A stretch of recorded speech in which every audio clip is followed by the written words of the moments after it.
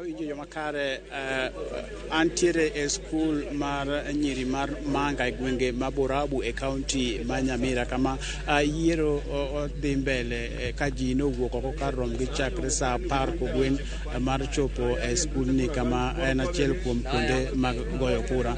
Mana kaka inyalo neno toke ka ji nitiere mosechopo kendo magi jok mochopo goyo kura okinyi makawuono. Nataka tu kuzungumza na mmoja ambaye alikuwa amefika hapa mwendo wa saa 12 asubuhi kwa minajili ya kupiga kura. Hebu tuambie ulifika hapa mwendo wa saa ngapi na hali ikoje hapa? Mimi nimefika hapa mwendo wa saa 11:30 asubuhi na upigaji wa kura unaendelea vizuri, wananchi wanaendelea kuja na tunatarajia kufika jioni tutakuwa tumepiga kura zote. Hebu tuambie ukilinganisha uchaguzi wa mwaka huu na uchaguzi ama chaguzi ambazo tumepita, labda kuna mabadiliko ama hali ikoje hapa? Mwaka huu tunatarajia tutakuwa na mabadiliko kwa sababu wale tumekuwa tukichagua hapo nyuma, hasa mwaka huu wamekuwa wanachichali wao wenyewe. Kwa hivyo maisha yamepanda, kila kitu kimepanda na walikuwa wanachichali wao wenyewe. Tunafikiria wale tutakaochagua watatuchali ili maisha yaendelee sawa sawa. Asante sana. Tuweze kuzungumza na bwana mwingine hapa. Hebu tuambie labda umeridhishwa na jinsi ambavyo IEBC imeandaa shughuli hii nzima? IEBC iko sawa. Tunaona kazi inaendelea sawa sawa. Labda kama mkazi wa Nyamira, matarajio yako ni yapi? Matarajio yetu tunatarajia hao watu wenye tunachagua watuongoze vizuri na watusaidie. Asante. Tunaye mwanadada hapa ambaye pia yuko kwenye foleni. Hapo tuambie unaitwa nani? Je, hii ndio mara yako ya kwanza kushiriki katika uchaguzi mkuu? Mimi naitwa Anne Kerubo, ndio mara yangu ya kwanza. Na chenye naomba tu ni amani. Asante sana. Mana kaka winjo mane chala mar wache achiel kuom kuonde mar goyo kura gwenge ma Borabu.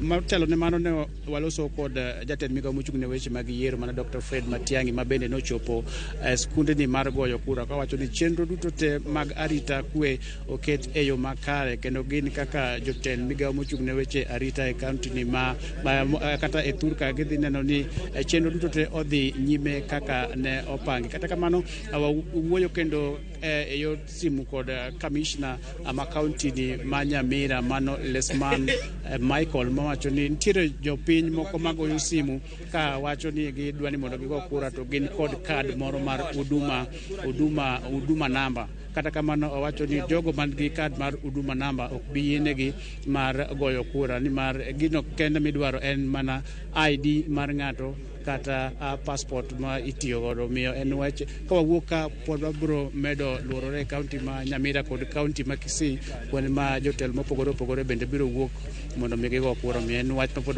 wadhi nyime kod luwo matut kaluwore kod yiero mar higani. Bang'e kanyo wang'e watudre kod mondo wanyiswa kuonde mamoko mopogore gi Borabu weche chalo nade kaluwore kod yiero manochaki kar saa 12 kogwen.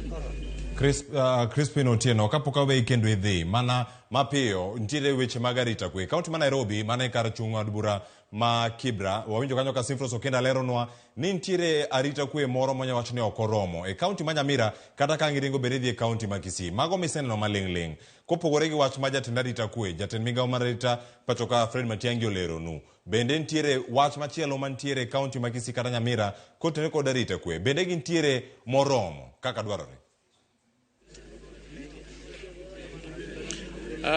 Yore mag arite county ma Kisii kachiel kod county ma Nyamira oket e yo makare. Kata kamano county ma Narok kamelugo ni Kilgoris Transmara odiochieng' ma nyoro wach mane jatend migao mochung' ne arita kwe Dr. Fred Matiang'i bende nolose. Ne nitiere obila ariyo mane omaki ka ne oyudgi kod gigo mawachore ni gin gige goyo kura. Omiyo nyoro no omakgi kod jopiny kachiel kod obila mag okwach kich mana koro nyaka sani kaluwore kod weche mane jatend migao Fred Matiang'i olerona gisechako nonro matut kaluwore kod meko mag polisi ariyo kendo bang'e kano ang' wawinj ni weche gi chalo nade nyaka sani ni mar Kilgoris odiochieng' magotieno ne weche ok beyo ahinya ka ne jopiny timo maandamano ka gikwedo wach mar polisi ariyo omaki kod gigo ma wachore ni gin gigo mag tiyo godo kod goyo kura. To mana kaka inyalo neno bathe ka ni pod waneno ka obila pod medo mana donjo kuma wantiere ni ka county commissioner ka achiel kod obila mamoko tendo obila moko e county ma Nyamira biro neno kochopo ka kuom lalore gi jopiny kalore kod weche mane osebedo koyude kod motenore kod weche mag huduma namba. Ang' walos kode bang'e kanyo mondo walernwa ni owacho ang'o kalure kod chenro moketi gigo ma jopiny onego bed ni timo e kinde ni makoro yiero medo mana dhi mbele. Toke kanyo ang' ne wachope kan kuonde ma eriwe ombulu machalo kaka Kisii Polytechnic kanyo ma ji ang' ne toka osego kura ji ang' ne bedi odiochieng' mag godhiambo ka girito duoko mag kombe mopogore opogore ma jopiny yiero odiochieng' makawuono.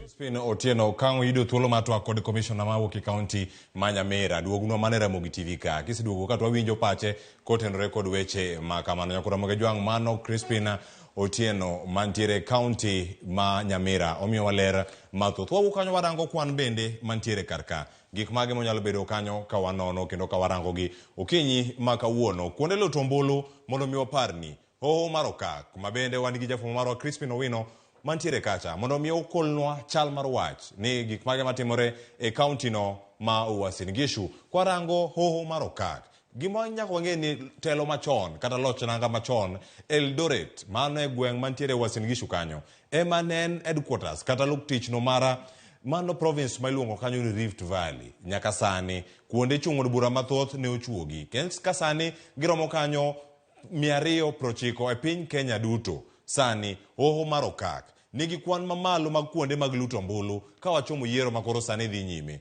gin kanyo ji maromo nade 12,359 mago kwan mantiere kanyo iluwe kanyo gi ugwe Eastern mano moting'o gwenge ma Machakos, Makueni, Kitui girom nade 7,894 gwenge ma Nyanza, Kisii, Nyamira, Homabay, Migori, Kisumu nyaka Siaya. Okinyi ma kawuono wang'e ni gin ji adi kanyo mawuok e counties giduto mantiere mano Nyanza warango kanyo ni kwan kuonde luto ombulu girom nade 6,382 masawa mar piny Kenya oting'o kanyo Embu, Nyamira ineno kanyo Kiambu, Meru wan kanyo Tharaka Nithi ineno giduto gintiere gi kwan marom nade mag jogo maluto ombulu. Nyakwara Ramogi jwang' nyaka sani waranga ne imbo mar piny Kenya oting'o counties mage Busia wan go kanyo wantiere kod county ma opogore opogore Kakamega ni kacha Bungoma kirango gi kanyo Trans Nzoia bende ntiere kanyo ineno gini ng'wech machalo kamano dhi bedo machalo nade kanyo ka irango kuonde luto ombulu 4,542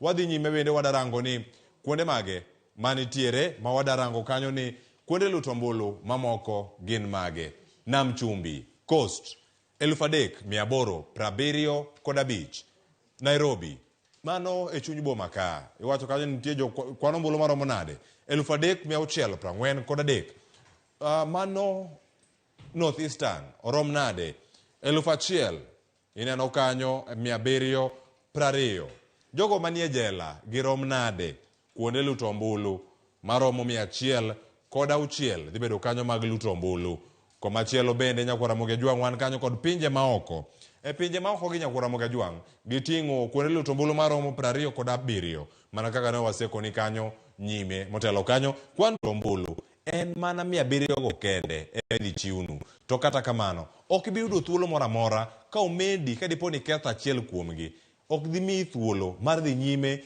kod luto ombulu nikech gima dhi timore kanyo ok dhi yudo thuolo makare ka luto ombulu gi otas ma okethore otas moyiech mano mapiyo dhiye pi nyalo dhiye otese gi yo machalo nade Nyakwara Ramogi jwang' kinde ma iluto ombulu kata ka indike iwacho ni gik mage manyalo miyo ogole nitiere alama ma iketo kacha e kinde ma igoyo tik kacha titiyo gi ink machalo kama tineno kinde ma ibane odhi kacha kendo okethore mano nyalo bedo kanyo ni ink no omuonore kamachielo kana nyalo bedo ni pi ondong' e otas makamano otese gi ni gik moko ni security features mag nyalo bedo ting'o seals mopogore opogore kachiel koda gik mamoko bende mantiere ka gi kacha kopogore gi mano ni gik mage manyalo bedo kanyo ka warango Nyakwara Ramogi jwang' gigi tenika kwan magotese mantiere 25,2 oganda dhi bedo ka luto ombulu ka warango kanyo gigo mantiere bende wadarango ni konde mag piny Kenya ne wasingo ni kwa ido Crispin Otieno wabedo thuolo mar dokire mondo konwa ni nyaka sani gik mage matimore kwan tiere koni kama chielo koni watiere kod Crispin Otieno kendo yiero mondo doge county ma Nyamira en ang'o matimore kochopo sani Crispin Otieno inyalo mana konwa ni gik mage madhi nyime county ma Nyamira isedo commissioner owachango okonwa ne rita kwe chalo nari to jowete gi monge rita kwe county mamoko ote nyalo bedo mane Crispin kamana enya podan tiere e county ma Nyamira kama kaka nalero adwa loso kod county commissioner ma Nyamira mano Michael Lesmam olero ne weche magarita chal nade ka koro nyaka sane karibu bada commissioner katika runinga ya Ramogi hebu tuambie hali ya usalama ikoje katika county hii ya Nyamira na labda kuna changamoto ambazo mpaka sasa mmeweza kukumbana nayo kuna changamoto yoyote ambayo tumeweza kukumbana nayo lakini hali ya usalama naweza sema tuko sawa. Lakini watu wengi wananipigia simu mpaka simu karibu na jam. Wengine wanataka kutumia huduma card kupiga kura. So ningependa kuambia wenzetu wote ambao wako na huduma card wasitumie huduma card kwenda kwa kituo ya kupiga kura. Kwa sababu haitumiki kwa sasa hivi. Kwa sababu bado tuko kwa wakati ya kuweka kwa process ya kutumika. So you can use 2 documents. Document ya kwanza ID card. Document ya pili passport. Na passport ina lasimu ikue haija expire. Mambo ya kutumia huduma card, I have talked with my colleagues in Nairobi. It has been ruled out and the IBC itself has ruled out. So please, so that we have a further turnout that we can say it is satisfactory. Usitumie huduma card number ama huduma card itself. Haitatumika kwa election. Katika baada ya uchaguzi huu wa leo labda eneo lipi ambapo litatumika kama sehemu ya kujumlisha kura katika county hii ya Nyamira? Katika county ya Nyamira tallying center yetu iko mahali inaitwa Kibirigo. So even after here, sababu I also voted here. This is my polling station. As you can see, I've just voted. Kibirigo tallying center will start operating exactly after the polling stations have closed. So hata mimi nikitoka hapa naenda kuprepare so that I can be in the polling and the tallying center, the county tallying center in Kibirigo. Yeah. Asante sana. Thank you. Asante. Kaki winjo no mano county commissioner ma Nyamira Michael Lesmam koleronwa weche ma pod omedo ma jopiny medo nyise kanyo ka olero oketo ler ni jogo mabro bedo ka goyo kura gin jogo ma nyaka bed gi IDs mopogore gi ID inyalo tiyo gi passport ma poko expire mano e kaka county commissioner leronwa kanyo kot wuok sani ola chimo nyaka county ma Kisii kama angne warad kod jotelo mopogore malaro kome mopogore mabende dhi bedo ka goyo kura kuonde mag goyo kura mopogore county no mag Kisii kendo ang' watudre kod kanyo kwalero mathoth kaluwore kod weche mag yiero gwegegi mag Gusii. Crispin Otieno erokamano ahinya kuom thuolo bende mayudo matwa kod commissioner e county